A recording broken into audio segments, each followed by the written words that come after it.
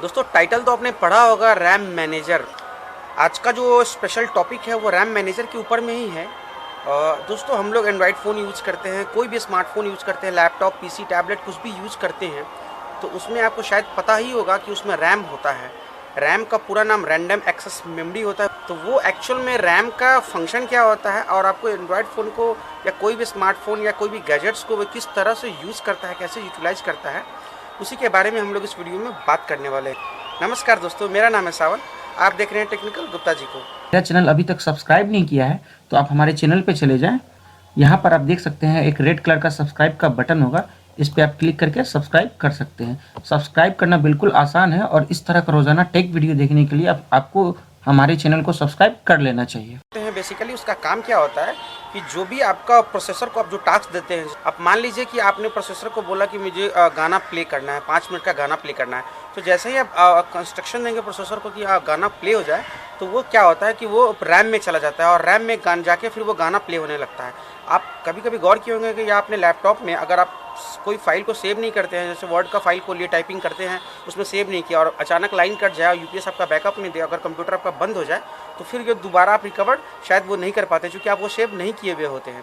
तो रैम का बेसिकली काम क्या है कि जो भी आप फाइल ओपन करते हैं वो सबसे पहले रैम में जाता है, देन आप सेव करते हैं तो फिर वो हार्ड डिस्क में चला जाता है। स्मार्टफोन के साथ में भी कुछ इसी तरीका का होता है कि जो स्मार्टफोन के रैम होते हैं, आप कोई भी काम करते हैं तो सबसे पहले वो रैम में आता है। आप एक चीज़ शायद गौर नहीं किए होंगे, तो आप एक बार ध्यान दीजिएगा, जब भी आप कंप्यूटर को रीस्टार्ट करिए या फिर से स्टार्ट कीजिएगा या फिर लैपटॉप पीसी जो भी हो, तो फर्स्ट टाइम में जो भी एप्लीकेशन आप ओपन करते हैं, जैसे कि विंडोज़ मीडिया प्लेयर हम ओपन करते हैं या फिर कोई भी म्यूजिक प्लेयर, वीएलसी प्लेयर या कुछ भी एप्लीकेशन, डेस्कटॉप एप्लीकेशन आप ओपन करते हैं, तो होता क्या है कि फर्स्ट टाइम जब ओपन होता है तो उसको ओपन होने में थोड़ा समय लगता है। जब एक बार ओपन हो गया तब वो दोबारा बंद करके खोलेंगे तो फिर वो जल्दी से ओपन हो जाता है। देखिए एक्चुअल में होता क्या है कि जो आप फर्स्ट टाइम ओपन करते हैं तो वो रैम में आता है, रैम में आ गया, एक बार रैम के पास आ गया तो वो ओपन हो गया, थोड़ा समय लिया। जब दोबारा बंद करते हैं तो रैम में तो वो आ चुका है, जब दोबारा आप उसको ओपन करते हैं तो फिर से वो रैम में आने में उसको बहुत ही आसानी होती है और बहुत जल्दी से वो आ जाता है। ठीक उसी तरह स्मार्टफोन, टैबलेट, हर डिवाइस के साथ जिसमें रैम लगे होते हैं सब में सेम प्रॉब्लम होता है। तो रैम का जो यूटिलाइजेशन है वो मैक्सिमम होना बहुत ज़रूरी है। आप देख लीजिए जैसे 2 GB का रैम है तो 2 GB का यूटिलाइजेशन हमेशा प्रोसेसर यूज़ करके उसको नहीं रखता है। अब जब जो कोई इंस्ट्रक्शन देते हैं प्रोसेसर को कि हाँ मुझे ये टास्क कंप्लीट करना है, तो वो सिर्फ पर्टिकुलर टाइम के लिए वो रैम को इंस्ट्रक्शन देता है कि हाँ ये आप फाइल पर्टिकुलर ओपन होकर वो रैम में जाओ, और वो काम खत्म होने के बाद फिर प्रोसेसर को इंस्ट्रक्शन देता है तो कंप्लीट हो गया टास्क आपका, तो फिर प्रोसेसर को इंस्ट्रक्शन मिला और प्रोसेसर बिल्कुल वो मैनेज करता है। तो प्रोसेसर सबसे इम्पोर्टेंट रोल प्ले करता है बीच में। तो रैम का यूटिलाइजेशन बहुत इंपॉर्टेंट होता है। मान लीजिए कि आपका कोई लोअर डिवाइस, लोअर मतलब प्रोसेसर का कंप्यूटर या फिर स्मार्टफोन है, उसमें आप रैम बहुत ज़्यादा लगा दिए, मतलब 4 GB 6 GB इस तरह से लगा दिए, तो ऐसा आपको करने से देखिए प्रॉब्लम क्या हो जाएगा कि उस रैम का आप यूटिलाइज नहीं कर सकेंगे। अब प्रोसेसर है डुअल कोर, 6 GB रैम लग गया, तो 6 GB RAM dual core processor के लिए बहुत ज़्यादा हो गया, उतना रैम को वो यूटिलाइज नहीं कर पाएगा, उसके लिए 1 GB या फिर 2 GB काफ़ी है। अब ऑक्टा कोर मान लीजिए आपका प्रोसेसर है 4 GB रैम है तो चलेगा, कोई बात नहीं। अब ऑक्टा कोर प्रोसेसर में 10 GB 15 GB का रैम लग जाए तो उसका फिर कोई मतलब नहीं है। तो प्रोसेसर के हिसाब से रैम होने से आपका जो बैलेंस है, जो वर्किंग जो है वो पूरा बैलेंस तरीके से वो काम होगा।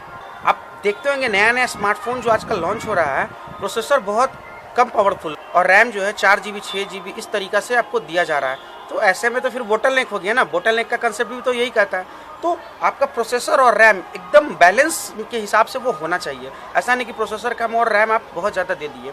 तो हम लोग इस आज का टॉपिक में basically RAM utilization, RAM manager के बारे में हम लोग बात करने वाले थे।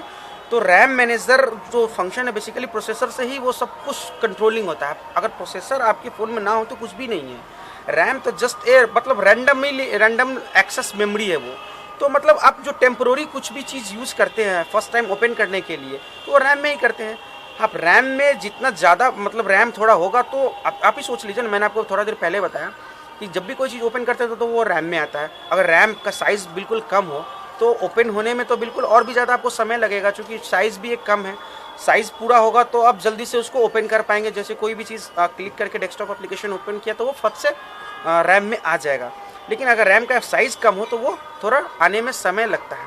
तो आप अगर स्मार्टफोन में रैम का यूटिलाइजेशन अच्छी तरीके से करना चाहें तो उसके लिए एक एप्लीकेशन भी आता है, मैं वीडियो के नीचे डिस्क्रिप्शन में उसका एक लिंक दे दूंगा। आप जाके देख लीजिए, रैम मैनेजर फ्री करके एक ऐप आता है, लेकिन उसके लिए आपका फ़ोन को रूट होना ज़रूरी है। रूट होगा तभी ये एप्लीकेशन चलेगा। आप देख सकते हैं प्रोसेसर या रैम से रिलेटेड जितना भी एप्लीकेशन है वो बेसिकली रूट होने के बाद ही ये सब चलता है। तो रूट का एक अलग प्रोसेस है, उसके लिए अलग सा वीडियो बहुत सा यूट्यूब पे पड़ा हुआ, आप देख सकते हैं कि अपने फ़ोन को रूट कैसे करें, रूट के क्या क्या फ़ायदे हैं।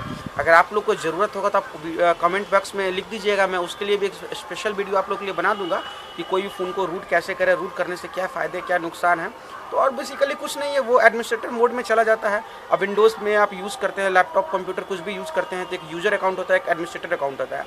तो यूज़र में कुछ यूज़र को जितना आप टास्क देते हैं, जितना वर्क करने के लिए, वो सिर्फ उतना ही कर पाता है। लेकिन एडमिनिस्ट्रेटर क्या करता है, वो उसको पूरा परमिशन होता है, वो यूज़र के अकाउंट में अंदर घुस सकता है, उसका पासवर्ड तोड़ सकता है, रीसेट कर सकता है, नया पासवर्ड लगा सकता है, उसको डिलीट कर सकता है। तो एडमिनिस्ट्रेटर तो ऑल इन वन हो गया। तो वही चीज़ रूट के साथ में भी होता है। अगर रूट आपका फ़ोन है तो आप किसी भी चीज़ के अंदर में प्रोसेसर में कोई भी जो सिस्टम का एप्लीकेशन है उसको भी आप अंदर से टास्क को स्टॉप कर सकते हैं, किसी भी प्री इंस्टॉल एप्लीकेशन को आप रिमूव कर सकते हैं, वगैरह वगैरह, ये सब सारे फंक्शन उसमें आ जाते हैं।